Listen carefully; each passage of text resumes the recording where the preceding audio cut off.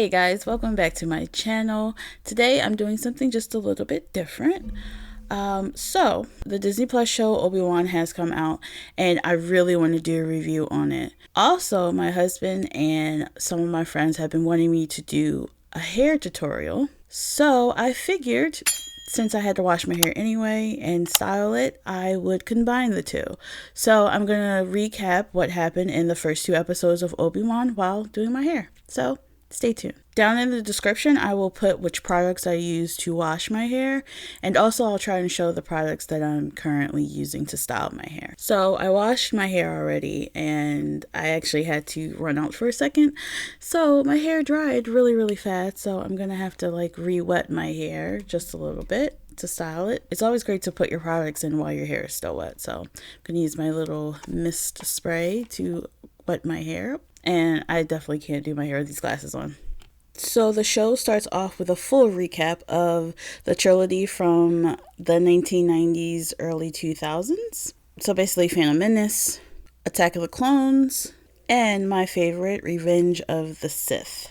So I thought that was really nice because those who may not know the full story of Obi-Wan and everything that happened with him and Darth Vader, they do a nice recap of all three movies. So we see that Obi-Wan is still on Tatooine. What is that? He is keeping track of our young Luke, living with his aunt and uncle. We open with a Jedi Master teaching some younglings how to fight, and it looks like this is still somewhat after Revenge of the Sith, where they're still killing all of the Jedi. And we see the soldiers come and they're attacking this place, and this Jedi is trying to protect the children, but she unfortunately gets killed and the children run off and escape. And then we do a 10-year time jump and we get to see what happens to Obi-Wan or Ben as he goes by now. You can clearly tell that he has survivor's guilt. He's like one of the last few Jedi that are still alive. He has nightmares of what happened between him and Anakin, and what happens with Padme dying. He lives in a cave. It's probably the same cave that we saw in the original Star Wars movies from the 70s, where Ben was living in the cave, keeping watch over Luke. We learn that he doesn't even use his Jedi powers. He's just completely abandoned all of his Jedi training and what he used to do. And he clearly blames himself for what happened to the Jedi by training Anakin. There's a group of Jedi hunting Imperial Inquisitors. They arrive basically in Tatooine, and they go to this diner basically, and they know that there is a Jedi around. And the Grand Inquisitor is grilling the owner, and he knows that a Jedi is there, and he's helping this owner from people who are stealing stuff from him. And he's going in this long dissertation trying to be clever and uncover what's going on or where this Jedi is. And we see that one of the Inquisitors, whose name is Reva, she grows impatient. We learn that she's very impulsive, and she basically throws a knife at the owner of this diner, and Jedi's sitting there, and he stops the blade from killing him and of course exposes himself. But he does escape, and we learn that Reva is actually searching for Obi-Wan. She doesn't want to search for these lower level Jedi. She wants to find Obi-Wan. So this Jedi that escapes, his name is Nari, and he finds Obi-Wan and he asks Obi-Wan to help him. But Obi-Wan, of course, doesn't want to. He tells him to bury his lightsaber and basically just run and hide. He doesn't want to expose himself, and at this point, he doesn't really care. He's lost so much, and you can tell he's just a broken man. He apparently works at some quarry where there's this whale-looking creature in the sand, and every day he goes in and looks like they harvest the meat from this creature, and he takes a piece of meat with him like every day. Then we cut to a scene of a young Luke Skywalker, and we see him with his aunt and uncle, and he's on top of his house pretending to be a fighter pilot. Obi-Wan leaves him like a little toy, sort of. Anakin's uncle Owen comes to Obi-Wan in like the town square and just tells him to stay away from Luke, and he doesn't need his toys or anything. He clearly has an issue with Obi-Wan and does not like the Jedi, and he feels like Obi-Wan is responsible for all of this happening.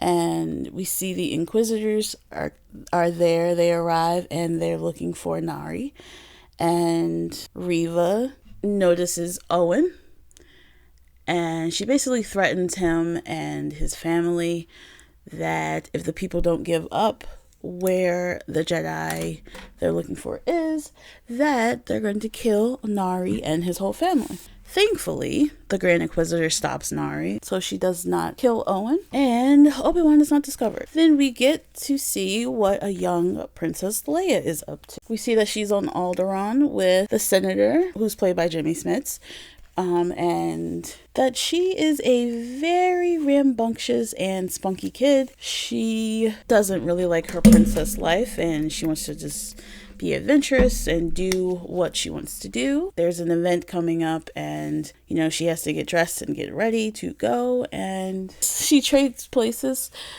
with someone else so she doesn't have to go. And of course her mother discovers this, and we find her running in the woods with her little flying android having fun, and her mother scolds her for it, and young Leia says, all she's going to do is just sit there and wave. Like, she really does not like this type of life. And we do see that she is a rebel just like her mother, Padme. We see that Leia knows that she is adopted. She is not an Alderaanian, and her young cousins kind of treat her like that. They make mention that, she's not really a part of their family. So once again, she is out in the woods. She's having fun and running around, and we see 3 people out there. They're trying to kidnap her, and one of the leader of these kidnappers is played by Flea, and he is from the Red Hot Chili Peppers. As soon as I saw him, I was so surprised. I'm like, wait a minute, is that Flea? It's been some years since the last time I saw him in anything, and he looks the same, just he aged so much. God, I'm old. And they basically kidnap Leia, and her mother and father contact Obi-Wan and of course ask for his help. He's the only one who knows how important she is, and Senator Organa, he keeps mentioning that, and that Obi-Wan is the only person that he trusts, and Obi-Wan just doesn't want to do it. He is just living a very fearful life, and he does not want to help. He finishes his job at the quarry, and he sees that Nari has been found, and he's been killed and is found hanging basically in the town square.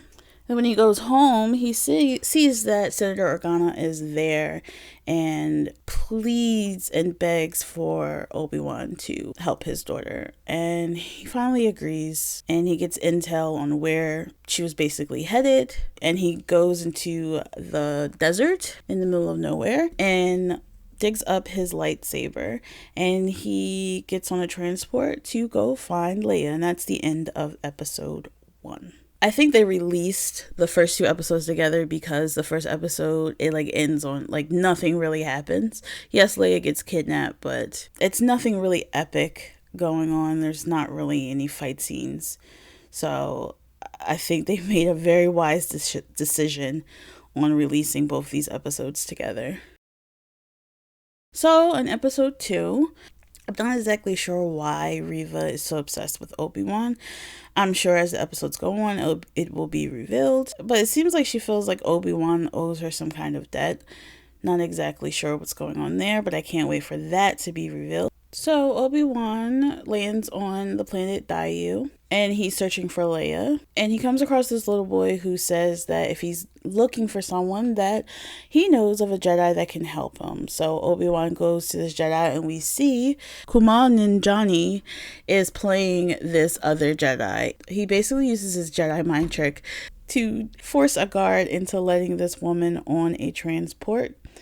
And it's probably the funniest scene so far, where he's on the radio talking to this Jedi, and he's like, "You're in touch tonight.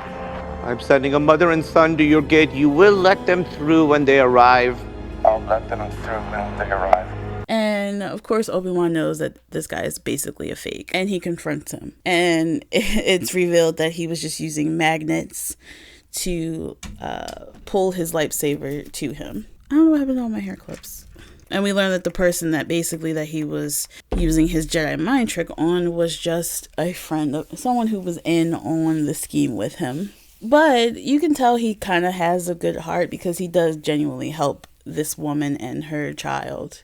He just takes credits from them to do it. And we also learn that basically this kidnapping of Leia was a trick by Reva to flush Obi-Wan out. So Obi-Wan figures out where Leia is, and he sneaks in, and it's like some kind of lab where all these powders and mixes are, and he finds the room where he thinks Leia is, and again, we see that it's a trap. It's basically a droid that's sitting in a chair. And Flea and the other two kidnappers try to attack him.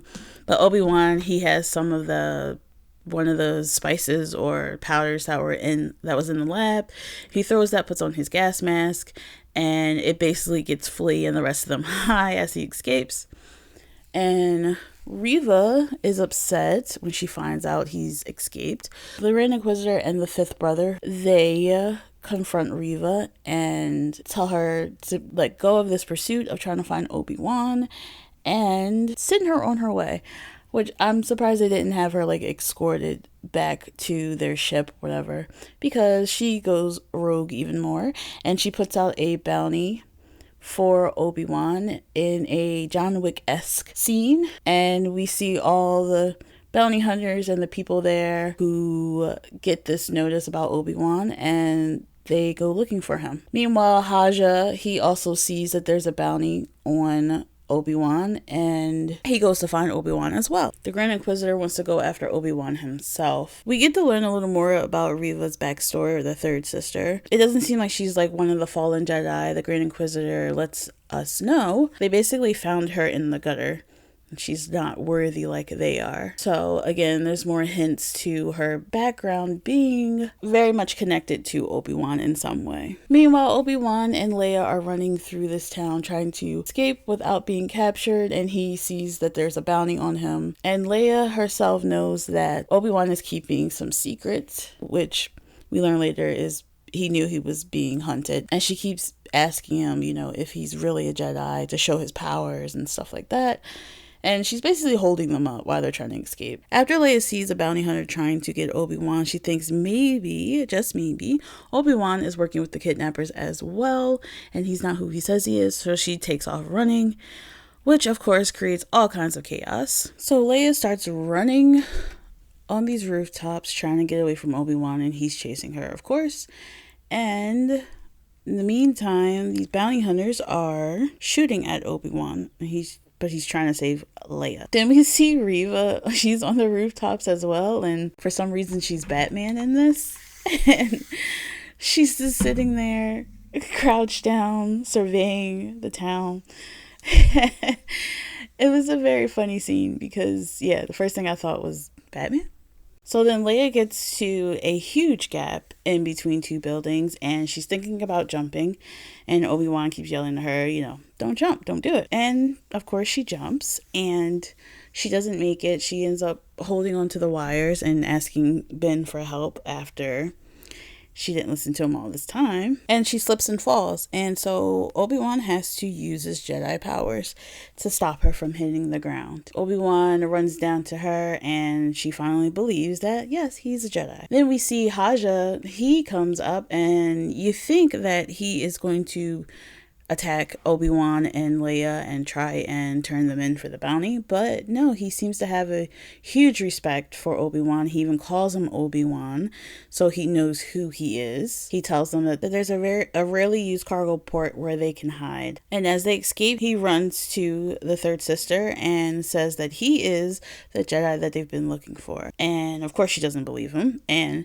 She uses her Jedi mind tricks to read his mind and figure out exactly where Obi-Wan and Leia are going. So we see she definitely has some great powers. And like I said, I can't wait for it to be revealed who she really is. So while in the carport, Obi-Wan senses Reva and he sends Leia ahead of him and tells her to leave without him if he doesn't make it. And then Reva and Obi-Wan kind of have this cat and mouse game where she's looking for him, using her powers to move stuff out the way. She reveals that Anakin is still alive, and she senses that Obi-Wan did not know that, and it kind of throws Obi-Wan off because of course he thought Anakin died in Revenge of the Sith. We learned that her plan is to bring him back to Vader, but again, we don't really know why she's doing this. The Grand Inquisitor comes and tries to confront Reva and she stabs him, but her being distracted by the Grand Inquisitor allows Obi-Wan to escape with Leia, and she misses her opportunity to capture him. The episode ends with an image of Vader floating in his bacta tank, and we hear his raspy voice breathing as the scene ends.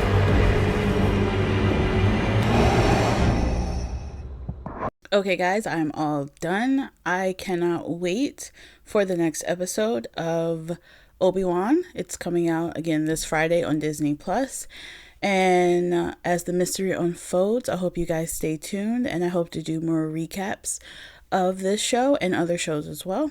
And like I said, I will put a list of all the products I use for my hair. If you have any questions, just put them in the comments. If you want to know my wash routine or how I stretch my hair, feel free to ask. And I'll see you guys in the next video. Bye guys.